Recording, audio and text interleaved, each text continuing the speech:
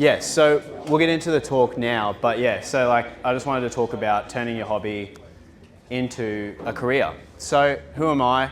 My name's Nick. I run the YouTube channel Keeping Fish Simple. I've done it for like 5 years now. I've just put some of my like bigger videos there, just you guys might have seen them. If not, cool. But that's my YouTube channel. And then this is my fish store in Brisbane. It's a really small fish store that I've got out the front of a warehouse. I'll talk more about this in a minute. Basically, I breed a ton of fish. This is my warehouse out the back. You can see there's a big tank of Acaras there. I've got 74-foot grow-out fish tanks and a bunch of breeding, spawning tanks. You can see the little brine shrimp hatcheries. If you guys are breeders, you know all about that sort of stuff. And some of the projects I've done that have also been like kind of people liked was like I bred neon tetras in tubs once. Some people might know that video as well. Also, part of the fun thing about my job is I get to do some traveling. So in Australia, we've got amazing freshwater ecosystems. I've been out, had a look at like a lot of these things. So you can see some ornate rads there. They'd be super cool here. I don't know if you guys have access to them. We've collected them in the wild, which is really, really fun. And that's probably another one of my favorite parts of my job. So how did this happen? So when I've been keeping fish since I was 10. I got into it when I moved to a new house. There was a creek across the road, caught some guppies. I thought they were guppies. Turned out that they were gambusia. So I was illegally farming invasive fish, but I bred my gambusia. And from there, that's like kind of what got me obsessed. Like just seeing the little babies, I was just mesmerized. Like it was crazy. And I convinced my grandparents to buy me a tank. It was the first one there. That was one of my first tanks. And then from there, I was just breeding guppies. I went through all the like starting things that you go through when you keep fish, you know, like white spot, internal parasites, all that sort of stuff. And then I had a crack at breeding angelfish, and that was the first pair I bred, and those are like 4 fry that I managed to get to survive somehow. But so that's how that started. And then from there, I kept fish like kind of through high school the same way. But honestly, through watching fish YouTube, like I can even recognize Ryan. I watched some of his videos back in the day, LRB as well. Dean's Fish Room, all these people, I became obsessed with fish. And after school, I started my YouTube channel, and I didn't really expect anything from it. I just kind of thought it'd be fun to make videos, and I was honestly trying to supplement my hobby because I had no money. So I was trying to just figure out any way to make a couple of extra bucks to try and buy another tank. My mum had like a rule that I was only allowed like 4 or 5 tanks, and I ended up breaking this rule. And one weekend, this is I wouldn't recommend kids to do this because I risked my life doing this. But my mum was dead against it. Like she was like, no more tanks. And I knew that I needed more tanks because I was running out of videos to make. Like there's only so many times you can make a video about breeding cherry shrimp before like you go insane and your audience goes insane.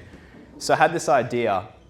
Mum had this breakfast room. So we had like our kitchen, and then we had the breakfast room separately where we could eat. And I saw a potential for a little mini fish room here. And Mum went away on a work trip, and I got all my boys to come over. We cut up all this pine, made these stands. I was painting them out the front. We had like, I think 48 hours to get all the tanks in place. And so I got them in place. They looked like that. My mum comes home, and she came home late. It was like 10 p.m. And I'm sitting up in my bedroom, and I just hear the door open, and then up the stairs. She was, what the F did you do? Like, my mom's American too, so it was like the funniest thing. What the F did you do? Like, and she like had to like stop herself from killing me, but I had the fish room in place, so that was good. So I got to keep my fish room. It completely ruined the ambience of that room. Like every time we had guests over, all you could hear was the of like the sponge filters. It was atrocious, but it got me through. And this is when I started breeding fish for profit. So I had some angelfish, I was breeding them.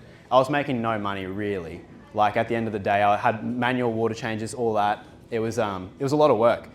I had this idea during COVID. So by then I might have had like, I think 20,000 subscribers, which is a lot. I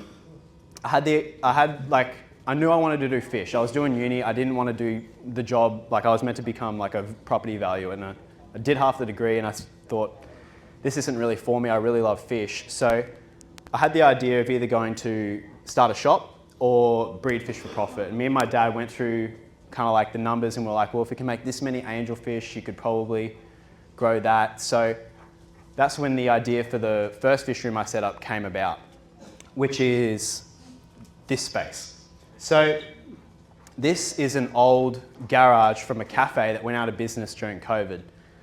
I was really, really lucky. I came to my granddad, who's like my mentor, with this idea, and I had this idea to rent out a warehouse, and I had all these plans, and thank gosh I didn't go through with it, because I definitely would have gone under.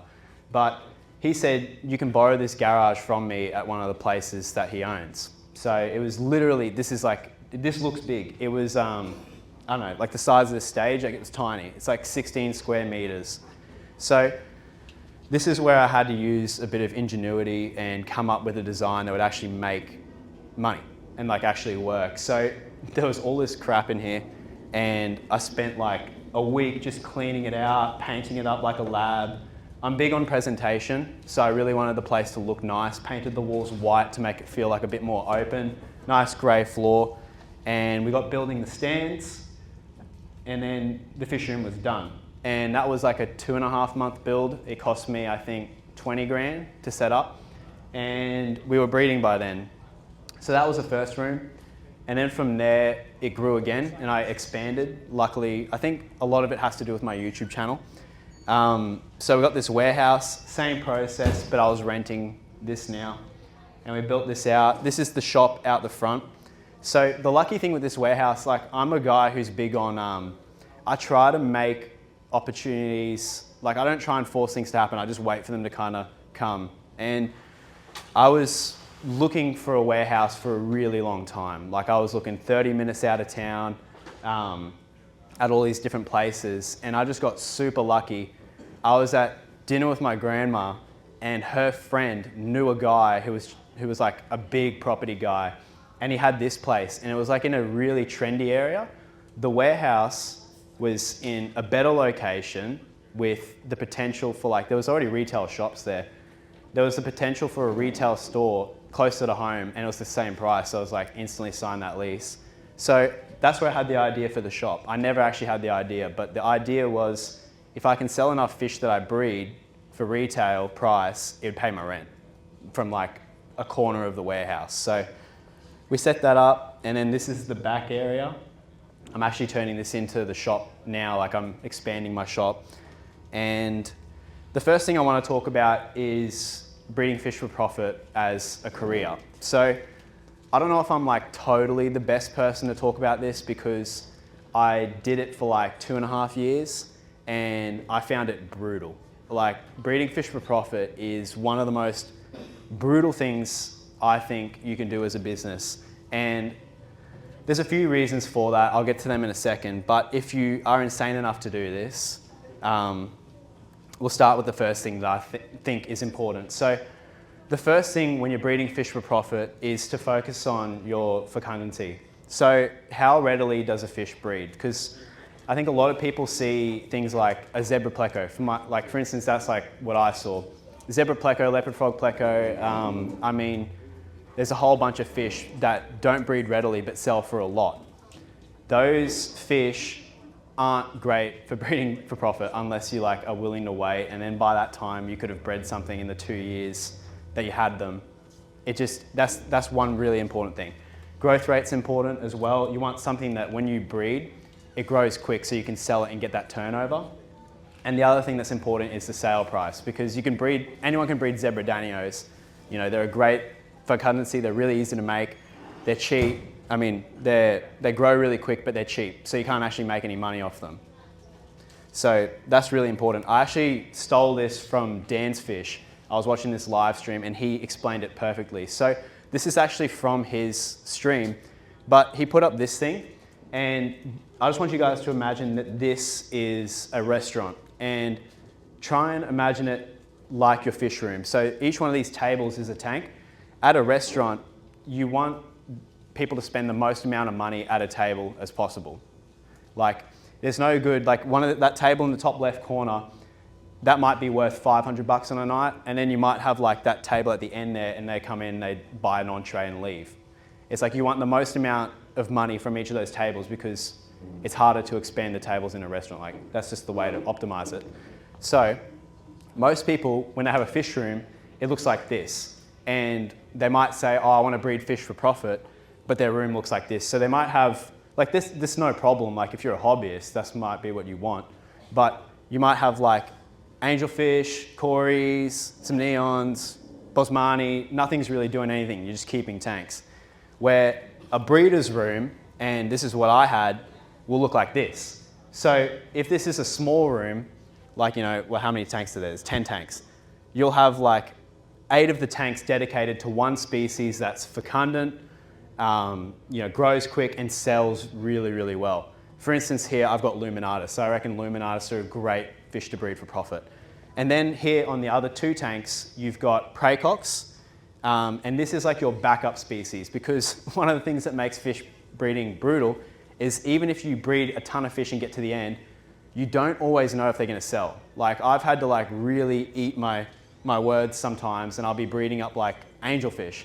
I'll get to the end, I'll have like 1,500 koi angels, no one wants them. So then it's like, okay, we'll have to take these to a wholesaler for like 50 cents each, and I just lose 4 months of work. But that's why you have the backup species kind of going. As well, like if a disease wipes out your luminatus, you've still got another project you're working on. So that's what most people's rooms, like a breeder's room, will look like. So the other important thing is if you want to breed fish for profit, you need someone to sell them to. So this is how fish are sold. So there's wholesalers. Wholesalers sell to shops, like retailers. So you'll have like one big dude here in Florida who has like 1,500 tanks, and he just buys in a ton of fish. So that's the first person, and then you've got your retailer who sells to shops, and then you've got direct to consumers. So here in this room is where I figured out how to really turn it into a job.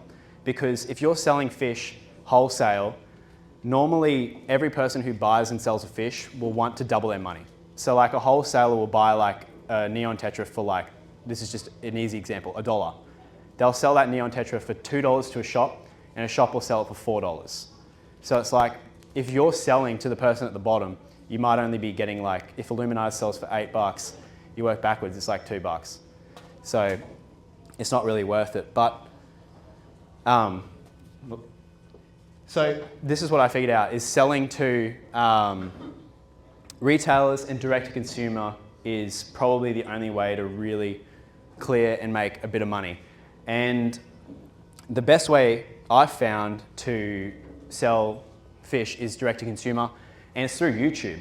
So I had my YouTube channel going at the same time I had this fish room, and it honestly just unlocked a whole new potential for me by selling fish direct to consumer. Because I was breeding like rams and stuff and selling them for $5, but online I was selling them for $20 each. So it was a whole lot easier. And I remember I opened the shop. This was, I think, the first week I had my shop kind of open online. And you guys have to keep in mind, like in Australia, there's 25 million people. And out of those 25 million people, I can barely sell to anyone because selected states and all that stuff. Australia, I think, is the size in population of California. So it's like a very limited market. But first week, I sold 12 boxes of fish. And I think each one of those boxes was like $100. So it started to work out really, really well. Like I had my YouTube channel going, and I was selling fish to my subscribers and people watching. So people would watch like a video on how to breed something, and then I'd be like, at the end of the video, if you want to buy them, down below on my website. So that's the first thing. But honestly, unless you're going to do what I did and you're going to sell fish direct to hobbyists and all that sort of stuff, I think breeding fish for profit is brutal. Like I've been to some fish farmers places, and these guys work more than anyone that I've ever seen. Like fish breeding is a 24/7 job. you don't get holidays or weekends. Like I hear these guys saying, I went to Greg Sage's house and he said he hasn't had a weekend for 5 years. It's because the fish need to be fed. They don't have breaks either. The other thing with, like when I look at business now compared to when I first started is scalability. It's very hard to scale a fish breeding business. Like the second I started having employees, it became so much harder because it's just one of those things that's not, like you can't turn it into a little mini McDonald's. Like people will stuff up one thing, and that's what I've also got there too, is you can't make mistakes. Like in 4 months of breeding fish, if you make one mistake, that's it. Like you're not going to be able to sell any fish. That's really hard. Testing. Oh. 1, 2, 3. Wait, what's that? That might have been the other side. Oh, we're getting hijacked. Testing. I'll just keep going. So, yeah, I'm getting tested. The other thing too is it's a really long break-even time, and that's not easy for a lot of people. I was lucky when I started, I was a student, I didn't need money. So the break-even time didn't matter. Like I was just a psychopath, I was just insane. All I wanted to do was breed fish. But when you have a setup, you're looking at like, I don't know, 4 months to set up a fish room maybe. And then, so that's 4 months no income. And then by the time you get in there, it might take a month for the fish to settle in, and then another 3 months. So you could be looking at like 6 to 8 months before you even make any money from this business, which is just brutal. And that's before you even get income coming in. What the heck? Is there a way we can, it's next door.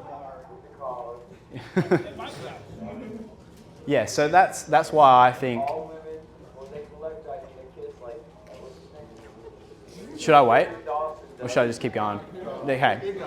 By the way too, if you guys have questions, like just throw them up. I'm happy to answer questions as we go. But that's why, yeah.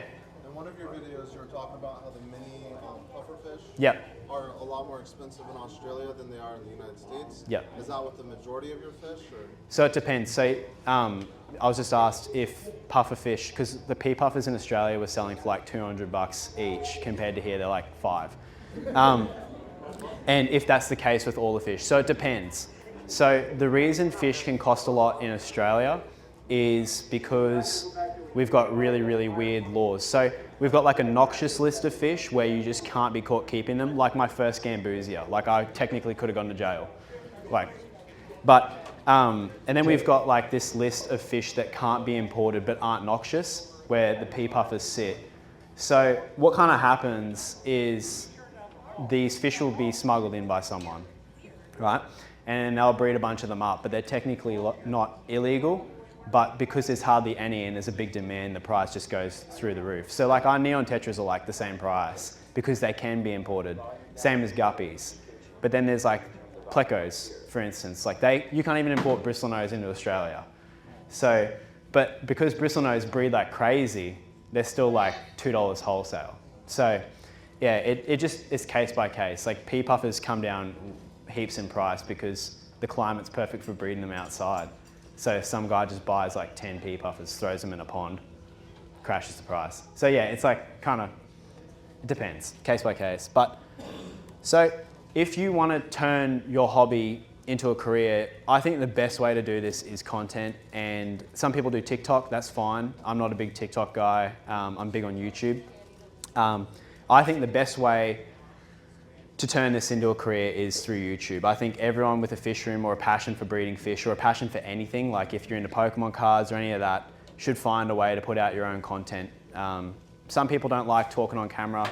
I think you got to just find ways around that. It's not for everyone, but this is, if you're interested in YouTube, this is my advice. So how does YouTube work? I always get asked this question, and I think a lot of people don't understand how the whole ads and getting paid from YouTube works. So basically, YouTube sells like ads to put on your content. So an advertiser will buy an ad, and then YouTube takes a cut. They take actually a big cut, like 50%, and then they put ads on your videos, and then you get paid as well for the ads that they put on. That's how AdSense works. And then you can get paid quite well if you can get a lot of views. So because YouTube, like, the goal of YouTube is to keep people on their platform. So when I figured this out pretty quick, longer videos actually I found do better on YouTube compared to short videos because people seem to stay for a longer period of time. Like I've got some really long videos. I've got like 2.5 hour long videos. People seem to just like commit to the video and then watch a lot of it, and that's like a really positive thing for YouTube. But also you get paid more for longer videos because YouTube can put more ads on it. So I think this was a 12-minute video, the revenue for every 1,000 views was $10, which is great. But for a big video, 115-minute, it was $32 during Christmas, which is insane. Like 1,000 people, it's like $30, that's insane. So my first advice for YouTube is to make a ton of videos. Like it's not about money, it's about making cool videos, but making a heap of videos is the first thing. Like I see people, they make 50 videos, 100 videos, and then they quit. It's like, you really need a huge catalog of videos there for people to just like binge when they see it. Like they watch one, they're like, oh, this guy's cool. I'll go watch another, and then another, and then another. And then you can also sell them stuff too. But how to get views. So I found, I'm not a YouTube expert, I'm not Mr. Beast or anything like that, but what I found is there's two main things that YouTube looks for on a video. There's the click-through rate, so how many times when someone sees this video do they click it? That's really important because like YouTube I think has like 1,000 hours of content uploaded every minute. So it's like, how do they filter all the best stuff to the top? So having like a really good thumbnail helps a lot. But the other thing that's really important is how long do they watch, like I was just talking about before. Like you want people to stay for as long as possible. That means that YouTube can sell more ads, helps everyone out. So click-through rate, choosing good titles and making good thumbnails. There's one really big thing here that everyone probably knows about, like clickbait. I think clickbait is the worst thing you can do for your channel. A lot of people want the easy way out. You really need to deliver on the promise of your title and your thumbnail. So one of the big things I focus on with my videos is making a great thumbnail. Sometimes I'll even spend 3 or 4 hours just trying to curate a beautiful thumbnail that represents that video well. And then choosing a good title. So like this one's not a great title, like buying fish from my aquarium store. I was like, but I knew that video wasn't like gonna do crazy. So I went and spent like more time on a more important video. But I mean, it tells you what's in the video. I'm gonna go buy fish from my store. And then the thumbnail, I think it was a decent thumbnail. I'd normally try and have like 3 things going on. So like the hand picking thing, the better, and then me. I'm happy with that. But the other thing too is I deliver on the promise of that video. So like the second you get into the video, I'm talking about what my plan is, going to a wholesaler, hand picking fish, and delivering on the promise at the end of the video by putting them in my store and showing people them. So it's like you're there, you deliver on the promise of what you were trying to show someone who clicks on that video. You can see here, this is some of my analytics. So when you go through your YouTube analytics, you can see like the funnel there. So like that, I don't know which video this was. That might have been that one. 930,000 people saw that video, and then out of that, only 46,000 people clicked it. So it's like you want the most amount of people to click it when they see it. That's really important because if no one clicks your video, no one's going to watch it. The other thing is retention. So this video, I didn't do good. 40%'s decent. I normally try and aim for like 50, 55. But you can see there's like a huge spike where it falls off. So like at the start of the video, I lost like 40% of people. So I must have just like rambled on or something. But like, and then it kind of picks up. So some people have skipped through the video to get to the part that they wanted to see. And at the end, I think they did watch most of it, which is good. There's no like big dip. But normally I'd want like a good start. So like if you guys are familiar with my content, normally I try and do like an intro or something like that. And that kind of like can help people when they click, they're like, okay, cool, this is what I clicked on. Because yeah, what's clearly happened here, they've clicked the video and then they see me garbling and they're like, all right, next video. So the real thing that I think for turning it into a career has been that whole YouTube to direct to consumer link. So I started doing that with the fish because I couldn't make a product. The only thing I could make was a fish with my bare hands. So that was the original thing, and that's where I think a lot of people could potentially turn this into something like, you know, start up a fish room, film your fish, and here you guys have like a ton of customers. You could sell fish to Aquabid everywhere. And then from your YouTube videos, people will start watching them. You go, hey, these fish are available, and ship them direct to their door. But I've started up a new thing, and this has only come with years and years of work now, but is my fish food. So this is another opportunity now where I can monetize my audience. So like, the good thing with fish food, people always need it, and I really did want to make a high quality fish food for the longest period of time. I found flakes, granules and all of that. I was getting constant bloat with my fish, so we made up a new fish food. It's called Bug Buffet.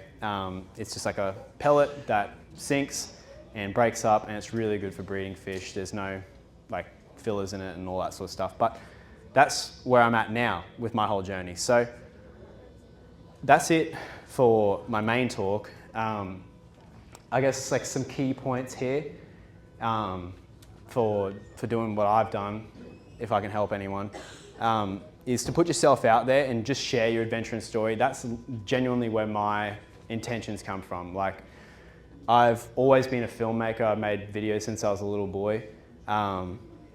And I've just found that two of my interests kind of met each other, and now I make fish videos. So put yourself out there. And the cool thing is, like, I'll even post videos that I know won't do well just so that I can look back on them as memories. Like, I made this whole entire series of building a fish room that I think like the videos did pretty good. They got like, I think 80K, but that's not like insane for the amount of work that I put into the videos. But the good thing about them is now, like, me and my family will sit down, it's been like a year and a half, and we'll just watch the videos with like the builders, and like, it's just good memories. So even if it doesn't pay off, you've got like a whole catalog of memories. Even people, when I film their fish rooms, are grateful because like they get to the end, and then I come back and film their room a year later, and they can like still go back and watch the previous iteration of their room. They're like, oh, I remember when I kept that fish, or all that sort of stuff. The other thing is you got to be patient. Like, you do genuinely have to realize most people won't watch your first 50 videos. Like, even if you think they're good, it just is like a snowball effect. It just takes a long time. Another really important thing is to be yourself and make content that you want to watch. So like, every time I watch or make a video, I really try and make it something that I would genuinely want to sit down and watch at the end of the day. So a lot of people don't do that. Like, a lot of people look at like what other people are doing and copy the videos. Just try and be creative and think of things outside of the box, things that you want to see. The other thing I put there is take time to be creative. I sometimes get caught up in the hustle of just trying to get things done, and I forget to be creative. If you get a good idea, write it down. I always do that. But taking time to be creative is really important. It's 100% easier to get 1 million views on a video, like to put a lot of effort into one great video, than it is to like make a bunch that add up to 1 million. Be prepared to take risks. I had to take a big risk 2 times. One with the shed, the first shed, that was more money than I had. And the same with the warehouse. I just needed to kind of bet on myself, and it paid off. Following your interests is a big thing. A lot of people, when they make content, they're not like staying true to what they're actually interested in, and people can instantly tell. Like, I don't know if you guys notice when you watch like a video and someone's just like talking, you're like, this guy's not interested. That's like the worst thing. Just make videos that you're interested on. Don't read comments as well. I try not to read comments, and constantly learn off people. Everyone's got something of value, even if you think they're crazy. There's like something you can learn off everyone. So I really try and do that. But yeah, that's my advice, and that's my talk. I'm happy to answer questions, or if you guys have any, but thank you for having me, guys.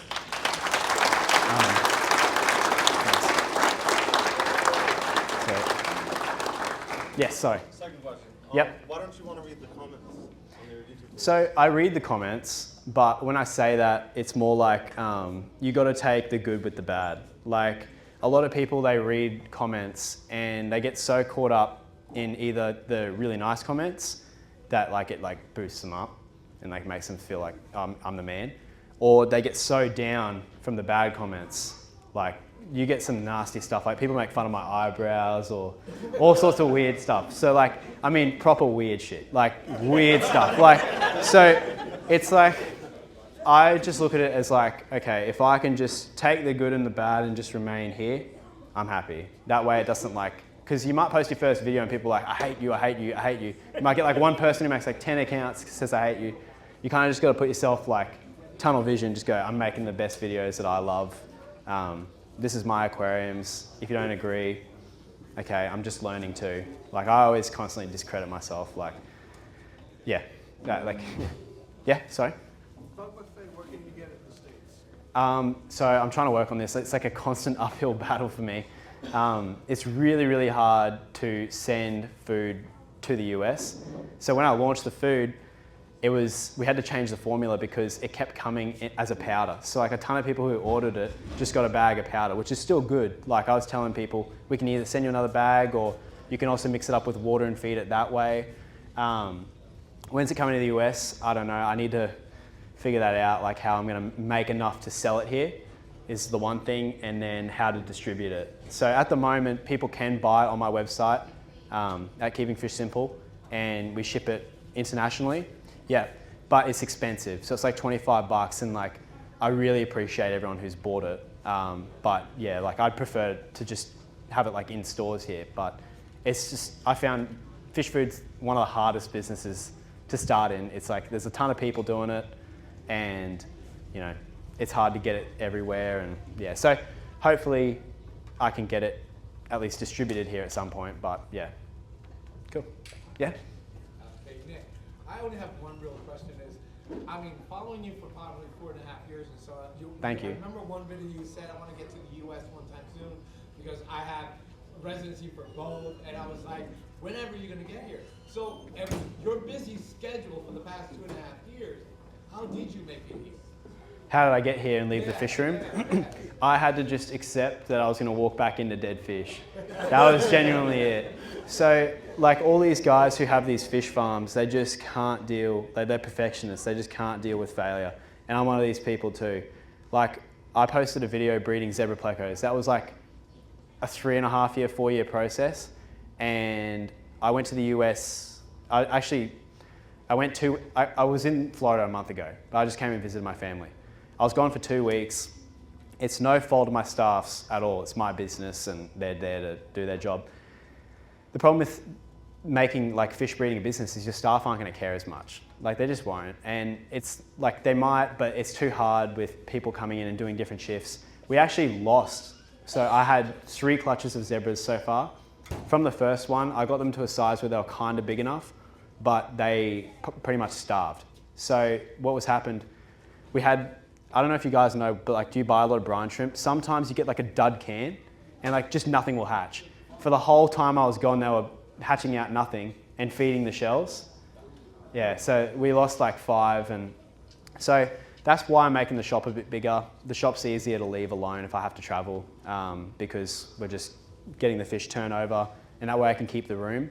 And out the back, I'm gonna have my breeding room. And I'm just gonna, I think at the moment, I'm just gonna treat it as like seasons. I don't ever wanna stop breeding fish. Like, that's kind of like the point, and that's what I like doing. So I do wanna just have like my own space, my own projects, and it not, like, I don't wanna rely on money from breeding fish because it's just like brutal. You walk back and a 3.5 year project, half of them are gone, so. But yeah, that's how. Yes?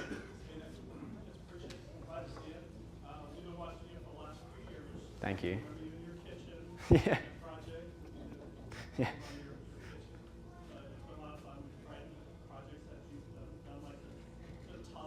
Yep. They didn't work. Yeah, it's which one did you try and do? Neons. So the thing with neons, that I'm not a good neon breeder. I think a lot of fish farms use hormones in the water, and that just makes, like, they use the hormones really young. I think it's either to grow them up or get more color out of them. I was talking to Dean about it. We both think that it neuters the fish. So what happens is when you put them in the tub, even if they lay eggs, they're not going to be fertilized. The other thing too is you sometimes see these big fat female neon tetras full of roe and eggs, but none of them are fertilized because they've been sitting there for so long. So like they'll lay a bunch of eggs, but they just won't be fertilized. So you might need to run them like 4 or 5 times before you start getting to the good stuff. So it's like, that's one of the reasons. The idea for the neon tetra thing was, so for everyone who doesn't know, I had like these tubs, and basically I was just putting pairs of neons in each of these tubs. I was just copying what I read in a farming book. You put the neons in the morning, you pair them up, make sure you got males and females and a bit of moss, and you come back the next day, they lay in the morning, and you take all the pairs out and hatch the eggs. So that's how the farms do it. It's risky when you do a really small volume of water with fish, especially when it's really soft water like you need for neons, because it just crashes. So that might have been it, but yeah, it's one of those projects, like it's a basement project. You gotta just like keep watching them and put them in and make sure, and yeah, is that cool? Yes? So what are your thoughts on optimizing the tank space? Because there's only so many fish you can get in. I know you mentioned about the moss and the neons, but growing plants, maybe some shrimp in there, does that help the profit margin? Yeah, heaps. So that's one of the things I didn't talk about. So one of the little breeding hacks that you can do too is to farm a few things at once. So for instance, like the luminatus, they're a little rainbow fish. Well, they're not a rainbow fish, they're a pseudomogul. But they're a blue eye. You can also put in that tank a few things to help keep the tank clean or to help with the breeding. Sometimes I throw cherry shrimp in a tank and they'll just like kind of breed together. The cherry shrimp will keep the tank clean. They'll pick off babies of the cherry shrimp, but overall they kind of like just breed. Snails sometimes works too, moss, different types of plants. All these little things that you can put into a tank that also grow and develop like part of that ecosystem you can sell at the end of the day too. It might just cover your lighting bills or whatever, but it still definitely adds into it. You just got to make sure, like sometimes I add snails or something into a tank and they just smash the eggs, so it like kind of kills the purpose. Or cherry shrimp even eat eggs, I found sometimes too. So, but yeah, that's another way you can do it. Like I'm not scientific enough to say, but like co-breed stuff, I guess. So, cool. So I just had a question. So you said this is your. So in the beginning, you said your mom was kind of angry at you. Yeah. How does she feel about it now?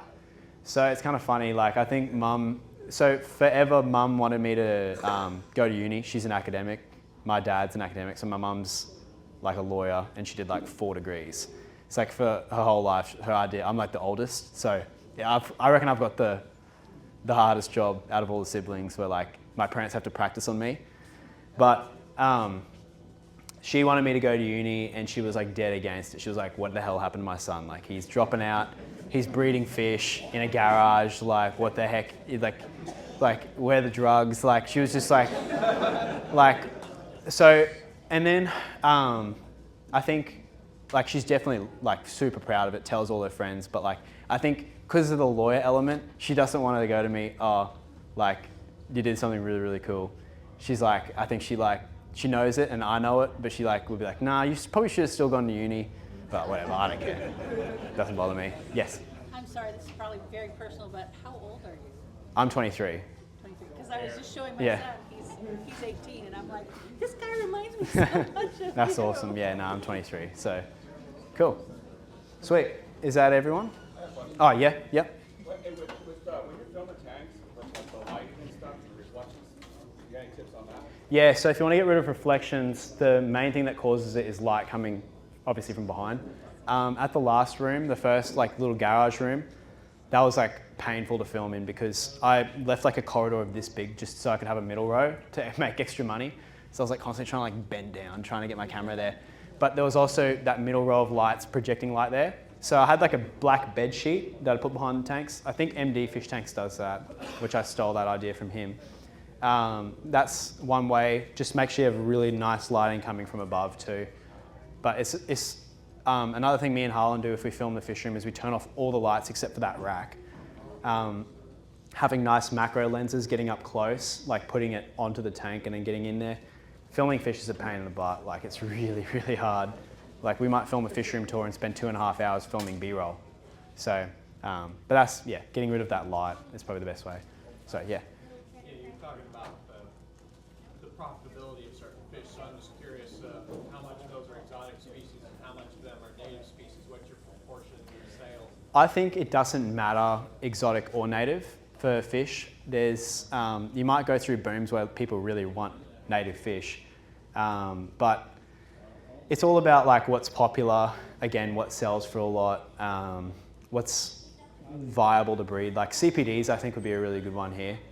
People know how to breed CPDs, you know, they're kind of a bit of a pain in the butt. Like that's normally the one, it's like, you'll know it's a good fish if it's just like a little bit of a pain in the butt. Like if you can breed it easily, like zebra danios, that's probably not a good one, like because everyone can just do that accidentally. But if it's like a CPD where like they're kind of a bit temperamental or whatever like that, that's normally a good one. But as for like, yeah, native versus non-native profitability wise, I don't think it matters so much. I think, yeah, making sure you find those species that are like just slightly annoying. Like the ones that if I left on a holiday, they don't breed anymore.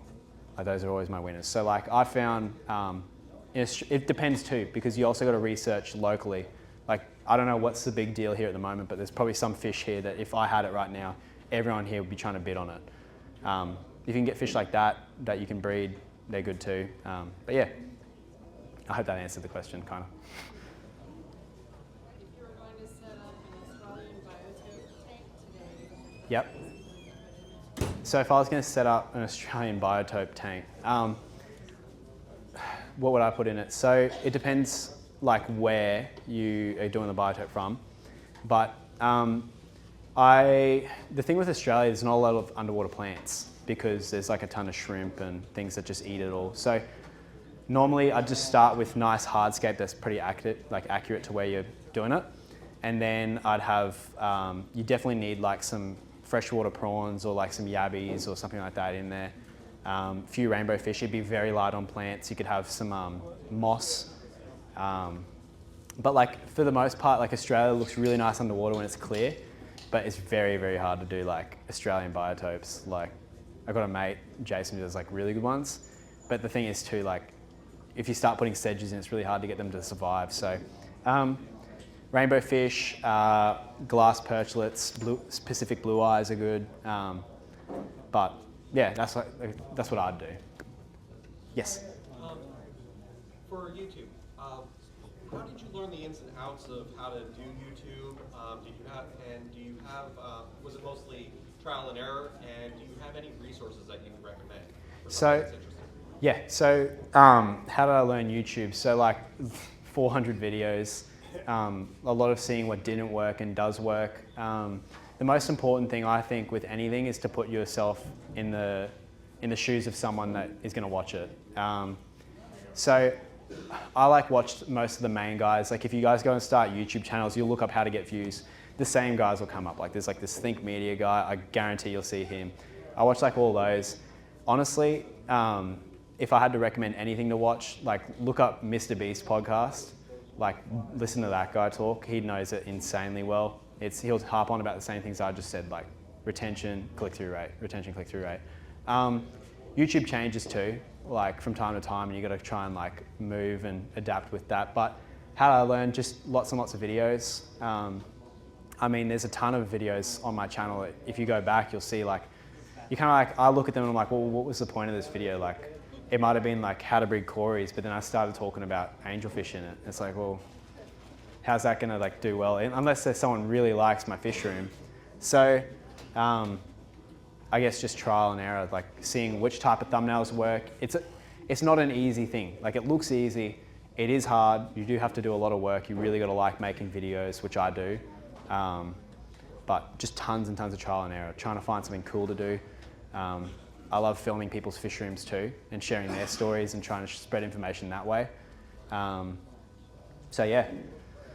Does that help? Yeah. Yeah, cool. All right. Thank you. Yes? what software do you use for making the videos? So I now use Final Cut Pro. you can, for 4 years, I did this cheeky thing where every month, you get like a free trial for 90 days, but if you use a different email, you can get another free trial. So I kept doing that over and over and over. And then I only just paid for it because I got sick of doing it. But I'd recommend iMovie is pretty good. iMovie is probably the easiest, or Adobe Premiere Pro. Just get one and get used to using it. It's going to be so frustrating at the start. It's like, yeah, learning how to ride a bike. But now, like, I can get in there and just like smash out an edit if I want to. But that's what I'd use, yeah. Final Cut's my favorite. It's just easy because I'm an Apple guy. But yes, so I'll get you at the back. Sorry. Yes. Yeah, I did. I met Corey. So I hit up Dean, and then Corey's like super busy now. He's got like obviously a ton of staff. I met Corey, and we filmed his shop and his home fish room. So I did meet, yeah. Yeah, but it'll be like in, like, I don't know, it depends. We went to Seattle and it was like, I think we were there for 5 days, but it felt like 20 minutes because the whole time we were running around filming. Like, I had like bags under my eyes and all that, like it was crazy. So it could be 3 months or something, but yeah, I'll put it out for sure.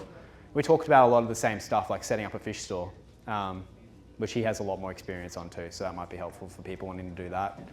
But yeah, cool. Sorry, yeah, I missed you before.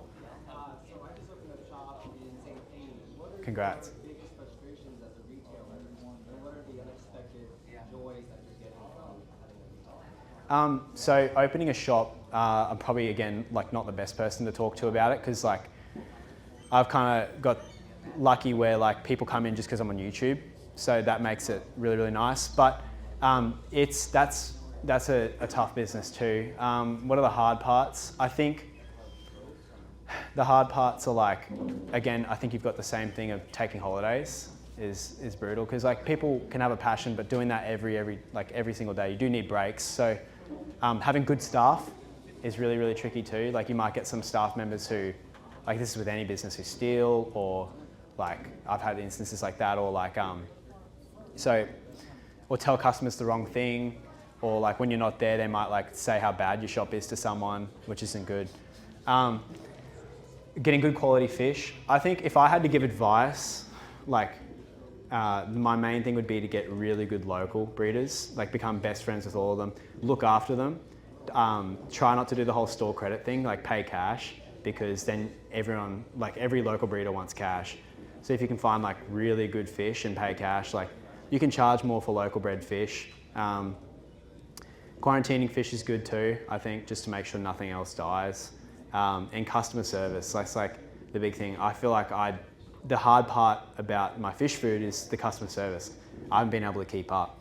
So sometimes it's taken me a couple of days to respond to people, and you know, people freak out when they've got money involved. So like, I'm really trying to get down on top of that. But with a retail store, man, it's easy. Like, you know, you come in, you're attentive, you figure out what the customer wants. The easiest thing to sell to someone buying fish is another fish. So, okay, cool, you got neons. Have you ever seen Corey's? And it's not like being pushy, but you do need to make those extra sales. Those are your profit. Doing that, like there's some people who will do like rewards programs. So like every 5th time you're in the store, you get frozen food, like one thing of it. Like frozen food for me costs like $2. So it's like, that's great. But like, how can that'll keep someone coming into my store. Focus in as well, like become the guy for stuff too. Like I see heaps of stores. It's really hard to be like a big, we went and visited, what's that huge store in Oregon? Westport, we went there. That store, like that would be insanely hard to do. That's like a 30-year project. But like one of the best stores we saw was Aquarium Zen. That was it, right? And it's like a nice little ADA store. Everyone who goes there knows what they're getting. They're high quality fish. The guys are knowledgeable, friendly. One of the other things we did at the start was events. So I actually brought people in too. So we'd like, I mean, you've got a great connection here with a bunch of people who know a ton of stuff.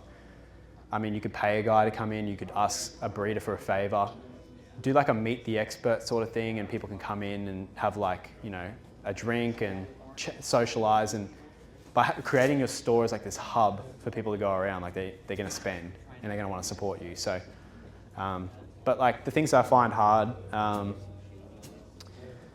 Yeah, I mean, just the staffing's hard, like, and it's a lot of work, but it's still a fun job. So yeah, does that help? Cool. All right, sweet. All right. Yeah. Yes. How long were you potentially by yourself for in your process? Whereas now you have people taking care of your story. You got this guy following you around with a camera. Yeah. How long? So I got my first staff member like a year ago. So I actually opened the store, and I was like, yeah, by myself, and I was just asking mates for favors to help me out and all of that. So it took a while, and I still haven't. I've got two staff members back in Brisbane who take care of the shop, and I definitely need more. I had an editor for a while. That helped a lot with preventing that whole YouTube burnout. That's a big thing. Like, a lot of people just get burnt out making a lot of videos, and I think trying to realize when you need a break is an important thing for sure. But yeah, I was alone for the most of it. Like, every day, my fish room was 20 minutes away from home. I'd drive 20 minutes there in the morning, feed, go back home, edit, go back in the afternoon. So I was driving like, what's that, 40, 80 minutes, 160 minutes a day, just to go and feed my fish. So that was brutal, but yeah, having staff made it a lot easier, not having to always go in and feed. But yeah, for like 4 years, mostly, yeah. Cool, sweet. All right, is that everyone? Because I think there's like an auction that everyone's probably itching for. So yeah, cool. All right, thank you.